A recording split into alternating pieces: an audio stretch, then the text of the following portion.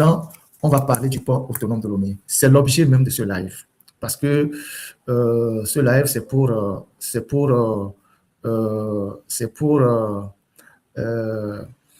déconstruire des tas de mensonges concernant l'opinion par rapport au pays de l'Interland, que voilà, s'ils sont avec le pouvoir togolais, c'est parce qu'ils ne savent pas où aller, c'est le pouvoir togolais seul qui leur offre l'accès au port. Tout ça, c'est des histoires, et on va les voir tout à l'heure.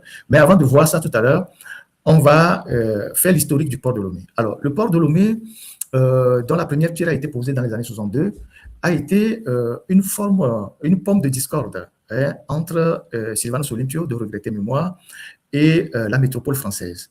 Vous savez que lorsque nous accédions à l'indépendance, il y avait un certain nombre de sujets qui étaient conflictuels entre le président Sylvanus Olympio et la France, notamment la question de la monnaie, la question d'une armée, de la construction d'une armée, et puis la question de la construction d'un certain nombre d'infrastructures, notamment le port autonome de Lomé.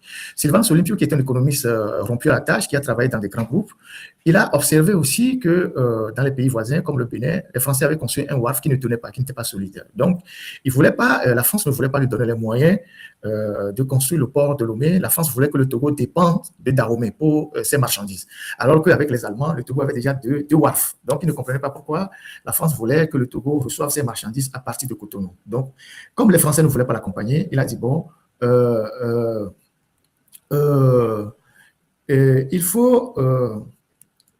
il faut comment dire ça oui, quelqu'un me dit, ouais, un ami me dit, cette histoire d'officier ivoirien, c'est vrai. Moi, je ne crois pas qu'il y a 12 officiers au Togo. Peut-être qu'ils ont cherché des dozos quelque part. 12 officiers, c'est pas... Quand on dit 12 officiers, la Côte d'Ivoire est si bête pour envoyer 12 officiers de son armée dans une opération de subversion au Togo. 12 officiers. Si on nous dit 2 officiers, un officier à la tête de commando, on peut comprendre. Si demain on nous sort des gens, peut-être que c'est des dozos du nord de la Côte d'Ivoire. Donc voilà, c'est ce que moi j'ai dit. Donc, comment appelle-t-on où est-ce que j'en étais?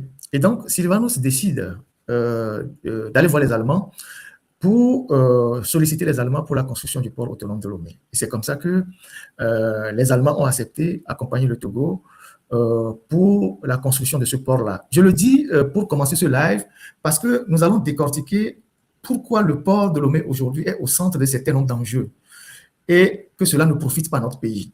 Et rappeler que des gens comme Sylvanus Olympio, ils ont payé de leur vie pour nous laisser ces infrastructures. Mais ces infrastructures aujourd'hui sont bradées par les Nyasingbe à des prédateurs internationaux. C'est là où je vais amener le débat. Donc, je fais l'historique de la création du port.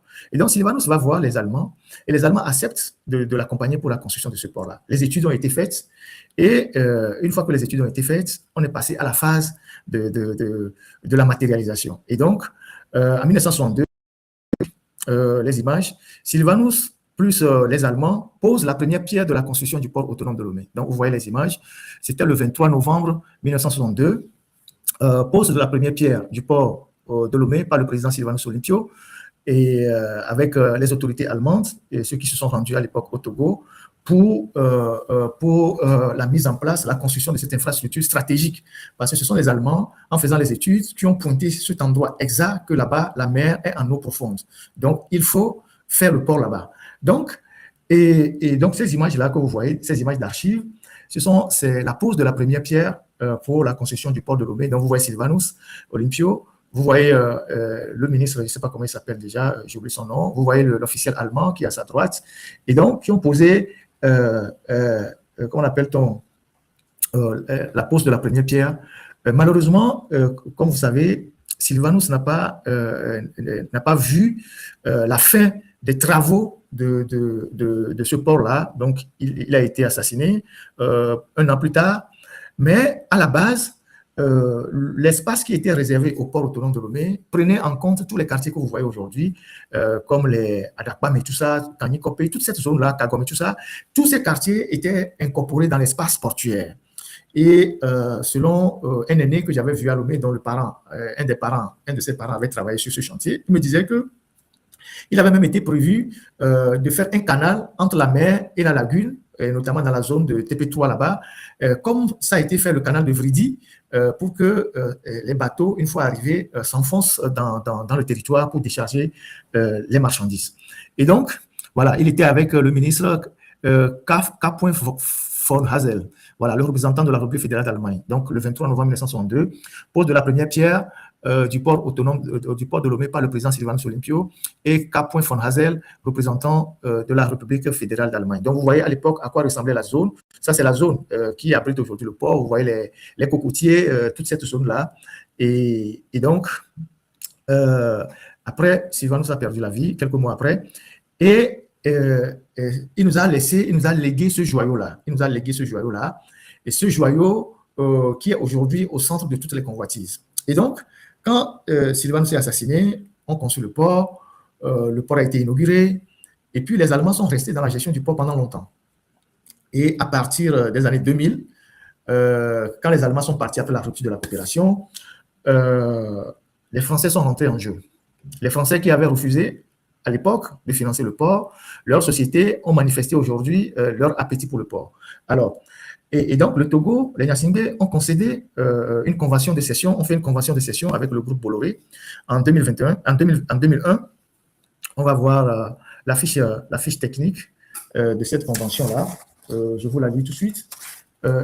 Ça, c'est l'avenant. On va voir la fiche technique, la note technique. Voilà.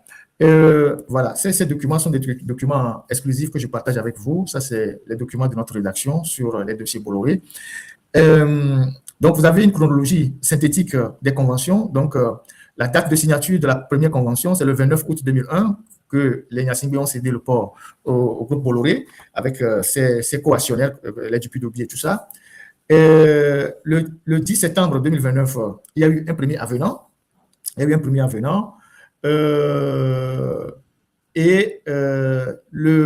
24 mai 2010, il y a eu un second avenant qui prolonge le bail, qui prolonge la cession de 35 ans. C'est-à-dire, lors de la signature du deuxième avenant, le 24 mai 2010, le Togo a consenti à céder le port au groupe Bolloré pour 35 ans. Il n'y a pas eu de débat à l'Assemblée nationale, il n'y a rien eu. Voilà la fiche synthétique, que vous voyez là. Et les travaux datent d'entrée en vigueur, donc à la date de la signature de l'avenant, 24 mai 2010. Et les travaux du concessionnaire, le projet se déroule en 2 phases. Donc, voilà, je ne vais pas rentrer dans les détails. Et donc, il y a eu le premier contrat, donc en 29 août 2001. Après, il y a eu brouille entre Bolloré et son associé Dupuis-Dauby. Vous avez, pour ceux qui ne le savent pas, nous, en tant que journalistes, on a connu cette brouille-là. Après, il y a eu un premier avenant 10 septembre 2009. Et le 24 mai 2010, il y a eu un deuxième avenant. C'est d'ailleurs cet avenant du 24 mai 2010 qui est aujourd'hui au centre des poursuites contre Bolloré en France pour corruption, comme en Guinée. Alors, voilà le deuxième avenant. Voilà le deuxième avenant. Vous voyez le deuxième avenant. Tout ça, je vais vous amener à un débat que vous allez voir tout à l'heure. Le deuxième avenant qui a été signé. Voilà, construction du troisième quai, extension et modernisation du terminal à conteneurs au port autonome de Lomé. Deuxième avenant. Donc, cet avenant est du 24 mai 2010. Et on va le défiler, vous allez voir ceux qui ont signé. Et je vais vous lire quelques termes de cet avenant-là. C'est du 24 mai 2010. La technique peut faire ça et zoomer un peu pour que les gens voient cet avenant. Voilà. Ce sont des documents issus de nos propres investigations qui sont exclusifs à notre rédaction. Voilà. Ça, ce sont nos travaux. Voilà. Ces documents, vous ne les verrez pas chez, je ne sais pas qui, peut-être dans les circuits de la justice en France, mais bon. Mais c'est des documents exclusifs que nous possédons. C'est pour ça que quand des gens racontent des histoires, je leur dis, il n'y en a pas, je ne veux pas être trop narcissique, mais quand on dit qu'on veut lutter contre la France-Afrique, c'est des documents, c'est des enquêtes, c'est des trucs. Et nous l'avons toujours fait depuis des années. On est parmi les rares d'ailleurs à le faire et à montrer des documents, des trucs, des éléments probants, factuels. Ce n'est pas le bavardage et des conneries qu'on raconte du jour au lendemain sur la toile. Donc, voilà ce contrat-là, cet avenant, qui prolongeait le bail de Bolloré pour 35 ans avec des facilités pas possibles que je vais vous montrer tout à l'heure, des facilités pas possibles. Donc, ce document concédé au port autonome de Lomé, le groupe Bolloré pour 35 ans. 35 ans à partir de 2010, ça fait quoi 35 ans à partir de 2010, ça fait de 2010, ça fait quoi 2045, voilà, merci, 2045. Donc, Faure Gnassingbé, en 2010, a prolongé le bail de Bolloré à partir d'un deuxième avenant jusqu'en 2045 pour la construction du troisième quai. Vous allez voir ceux qui ont signé le document, si la technique peut permettre de voir ceux qui ont signé le document, ce sont des gens qui sont très liés à Faure et ce sont les filous de la République. Ce sont les voyous de la République qui ont signé ces documents-là, qui sont des plus grands corrompus et qui sont toujours avec Faure Gnassingbé parce que c'est un secret d'État qu'ils ont gardé. Il n'y a pas eu de débat à l'Assemblée nationale, les députés n'ont pas été interrogés, la population n'a pas été interrogée, personne n'a été interrogé. Ils ont pris le port et puis ils ont redonné le port au groupe Bolloré pour 35 ans. Vous imaginez, 35 ans, je ne sais pas combien de temps ça fait dans la vie de quelqu'un. Donc, et si la technique peut montrer la page où les signatures ont été apposées, vous allez voir ceux qui ont signé le document. Ah là, il faut bien zoomer. Vous voyez ceux qui ont signé le document. Vous avez le ministre de l'économie et des finances de l'époque, Adi Otet Ayassor. Vous avez le directeur général de SEE2M Togo, M. Pascal Kouti.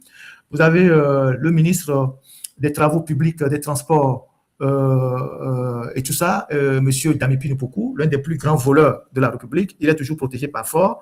Et il est avec Faure. Il est maintenant il est le président du conseil d'administration, je pense, de la SALT, je ne sais pas quoi. Il est aussi à la CEB et tout ça.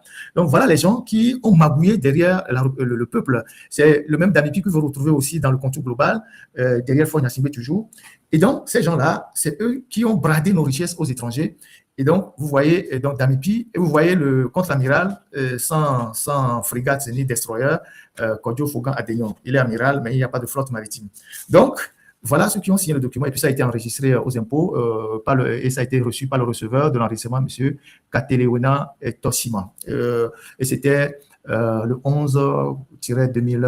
14 décembre 2010. Voilà, c'est des documents, comme je vous l'ai dit, exclusifs à la rédaction de l'alternative sur les contrats avec Bolloré. Et ces choses-là, on a eu à travailler là-dessus plusieurs fois. Et voilà. Et donc, une fois que ces documents, cet avenant a été signé, le groupe Bolloré a fait une fiche synthétique que je vais partager avec vous. Et vous allez voir de quoi il s'agit tout à l'heure. Une fiche synthétique. Et vous allez voir ce qu'ils ont fait. Le Togo leur a accordé des avantages pas possibles. Je cherche la fiche. J'ai tellement de fiches ici. Voilà. Direction financière. Voilà. Direction financière. Voilà. Donc, durée de la concession, 35 ans. À partir de, voilà, 35 ans à partir de mai 2010. Donc, la technique passe les images en même temps que vous suivez. Durée de la concession, 35 ans. Donc, c'est le document, l'avenant numéro 2 que je viens de vous montrer. Et les engagements financiers. Donc, les engagements financiers, ticket d'entrée. Aucun ticket d'entrée n'est prévu dans la convention. Redevance fixe. Pas de redevance fixe. Redevance variable. Ici, c'est intéressant. Écoutez ici. Sur les conteneurs pleins et vides, import, export, transit, 16 000 francs CFA, à savoir 24,4 € par conteneur. C'est ce que le groupe Bolloré reverse à l'État togolais. Donc, chaque conteneur qui passe, import, export, transit, le groupe Bolloré verse à l'État togolais 24,4 €, c'est-à-dire 16 000 francs par conteneur. Deuxième point, conteneur plein et vide, transbordement, compte qu'une fois, T1-T2, 5 000 francs CFA, 7,6 € par conteneur. Donc, les conteneurs en transbordement, Bolloré reverse 5 000 francs par conteneur à l'État togolais. La redevance de concession sera versée au port autonome de Lomé mensuellement le 15 du mois. Redevance de passage en magasin et redevance de passage sur terre plein. Pour le passage des marchandises en magasin, il est perçu par tonne, 2 800 francs CFA. Pour le passage des marchandises sur les terres pleins, il est perçu par tonne, 1 400 francs. NB, redevance minimale à percevoir par rubrique 1 000 francs CFA. Bon, il y a tout un tas de choses ici que je ne vais pas lire aujourd'hui pour vous embrouiller, mais voilà un certain nombre de dispositions. Il y a des facilités qui ont été accordées au groupe Bolloré pendant les 35 ans, des facilités qui frisent, qui sont choquantes dans ce contrat-là. Garantie bancaire, voilà. Le concessionnaire fournira au concédant, donc de l'avenant numéro 2, une garantie bancaire de 500 millions de francs CFA afin de couvrir tout manquement de sa part à ses obligations contractuelles. La garantie devra être émise au Togo par une banque reconnue de premier rang par la Banque centrale des États de l'Afrique de l'Ouest. La garantie aura une durée de validité d'une année civile et devra être renouvelée pour l'année civile suivant au moins 30 jours avant la date d'expiration de la précédente. Autre chose, convertibilité et transfert de devises. Il faut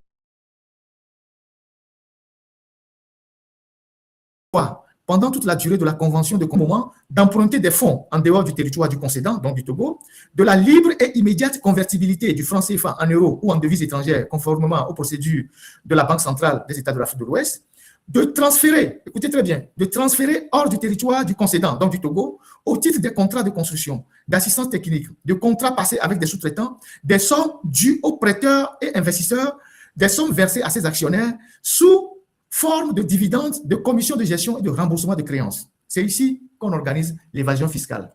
Je vous relis cette disposition. C'est par là qu'on organise les flux financiers plutôt. Le concessionnaire a le droit de transférer de l'argent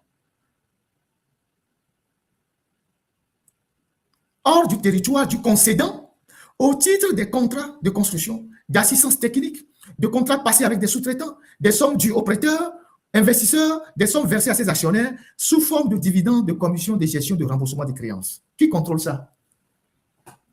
Qui contrôle ça? Quand les gens veulent sortir de l'argent par rapport à cette disposition, qui contrôle ça? D'ouvrir en dehors du territoire du concédant, écoutez bien, d'ouvrir en dehors du territoire du concédant, donc en dehors du territoire togolais, des comptes bancaires en devises étrangères. Voilà les incongruités de ce contrat qui a été signé cet avenant avec Bolloré pour 35 ans. Bon, alors, Bolloré fait l'état financier et il dit, voilà, je voudrais que la technique, un instant, nous montre la fiche où il est mis volume réalisé depuis 2010. Il y a cette fiche technique. Donc, je vous ai dit tantôt, non, ce n'est pas cette fiche. Il y a une fiche technique où il y a écrit volume réalisé depuis 2010. Je vous ai dit tantôt que dans le contrat, il est dit que Bolloré reverse à l'État togolais, au port autonome de Lomé, 16 000 francs CFA par conteneur plein et vide, import-export en transit, et 5 000 francs par conteneur de transbordement. Donc, quand vous voyez ce document, non, il y a un autre document, ce n'est pas la fiche synthétique. Voilà, en dehors de cette fiche synthétique, il y a un document qu'on appelle volume. Volume. Il y a un document qui est mis volume. Voilà. Oui, il y a un autre document à l'intérieur qui est écrit volume. Volume réalisé. Voilà ce document. Merci la technique. Alors, quand vous voyez ce document que je vous montre là, et quand vous voyez ce document que je vous montre, vous voyez que en 2009, les volumes traités à Togo Terminal représentent 229 1432 TUS chiffre opération. Je ne sais pas ce que ça veut dire, je vais analyser à tête reposée plus tard. La progression des volumes réalisés est d'environ 17% par an entre 2010 et 2015. En fait, ils ont mis les chiffres dans le tableau pour nous montrer la progression, le volume des marchandises, comment il y a cette progression-là. Les événements importants qui ont impacté le volume réalisé sur cette période sont l'obtention de l'exclusivité totale de la manutention des conteneurs en septembre 2012, l'augmentation des volumes de transbordement enregistrés entre 2014 et 2015, développement des volumes de transbordement dès 2013 et récupération en 2015 d'une partie importante des volumes en provenance du Cameroun. Le départ de MSC en 2015. Redevances et impôts. Intéressant, regardez un peu ici.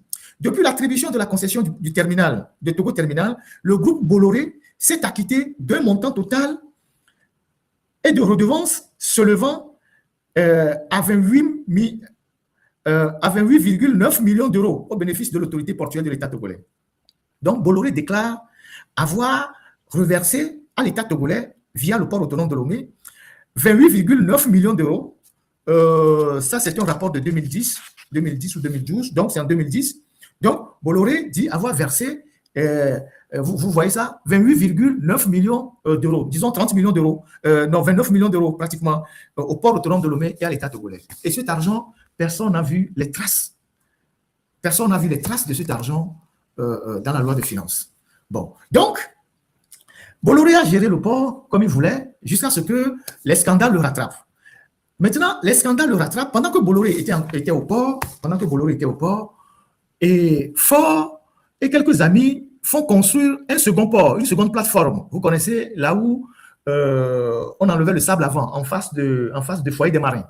Donc, un matin, on évacue tous ceux qui sont là-bas, qui menaient des activités de chargement de sable, et on prend l'espace, c'est l'espace de la zone portuaire, et on construit une nouvelle plateforme avec l'appui de la SFI. Je pense que la SFI, c'est une filiale de la Banque mondiale et d'autres organisations.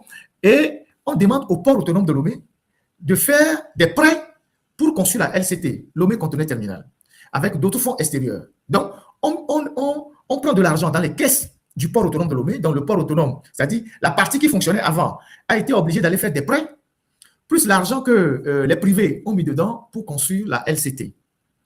Donc, la LCT a été construite, donc c'est une plateforme de transbordement, et elle a été construite, et rapidement, il y a eu un peu de tout, il y a des partenaires plus ou moins propres qui sont dedans, et quand Ford avait cédé la manutention au groupe Bolloré pour 35 ans, et c'est ça qui a fait que les autres ont fermé les yeux sur son élection de 2010, qui est aujourd'hui au cœur du scandale, il fait construire cette plateforme de transbordement. Et à la base, il y avait des fonds suisses, des fonds un peu bizarres, tout ça dedans. Et aujourd'hui, cette plateforme de transbordement a été cédée en majorité aux Chinois. Je vous dis tout ça pour que vous compreniez comment les puissances interviennent au port autonome de Lomé. Ce que je dis, c'est pour vous montrer comment les puissances interviennent au port autonome de Lomé. Comment Ford, il donne des pans entiers du port autonome de Lomé aux puissances pour s'assurer un pouvoir à vie. Donc, il met il donne une première partie à Bolloré, donc la manutention, avec le troisième quai. Et ensuite, maintenant, on construit la plateforme. Au départ, c'était quelques actionnaires. On ne sait jamais ce que le pourcentage que le Togo a dedans. Et puis, un matin, les Chinois envahissent cette plateforme-là. Vous allez voir dans les documents qu'on va projeter qu'aujourd'hui, cette plateforme appartient majoritairement à la Chine. Il faut la technique. Vous voyez ce document qu'on est en train de projeter. Vous allez voir là où il y a le point, là où on a mis le point, on a mis comme l'encre là. Vous allez voir, Republic of Togo, vous allez voir qu'il a écrit là-bas que la LCT est pratiquement une filiale d'un groupe chinois. Voilà, donc vous allez voir quelque part là-bas, LCT, ça c'est un document de la Chine que nous avons retrouvé dans les bases de données chinoises. Et donc là, on voit que la LCT est détenue aujourd'hui majoritairement par la Chine, qui a même le pouvoir de nommer les administrateurs. Et donc, vous allez voir que un autre document, toujours lié à la Chine, à part ce tableau, vous allez voir un autre document. Voilà, voilà, vous voyez LCT, Togolese République, Togolese République et tout. Vous allez voir, ça c'est la Chine. Donc voilà, c'est pour les Chinois. Et donc, aujourd'hui, cette plateforme de transbordement qui fait un volume énorme de transbordement de conteneurs est majoritairement tenue par la Chine. Donc, on prend le port, voilà. Et donc, le groupe chinois s'appelle China Merchant Port Holding Company. Voilà, c'est ça, c'est le groupe chinois qui, c'est dans leur base de données qu'on a trouvé le nom du Togo. Donc, c'est le groupe chinois qui, aujourd'hui, a majoritairement les actions à LCT. Et donc, il y a une partie du port qu'on donne à Bolloré, donc à la France. Il y a une partie qu'on donne à la Chine. Entre-temps, les Israéliens ont les phosphates, les Allemands ont le clinker avec les mines de Tabligo et d'Awengelo et de Bassar. Donc, on a essayé de donner tout à tout le monde pour être bien partout. Les Américains ont contrôle global. Donc, entre-temps, Bolloré a des ennuis. Et l'État français fait pression sur Bolloré, voilà, qu'il faut que Bolloré cède ses actifs et tout ça. Et MSC qui avait déjà quitté le Togo en 2015, puisqu'ils l'ont dit dans leur rapport ici, donc le départ de MSC, donc en 2015, donc MSC qui s'était retranché en 2015, mais qui avait quelques actions à LCT, mais elle n'était pas majoritaire.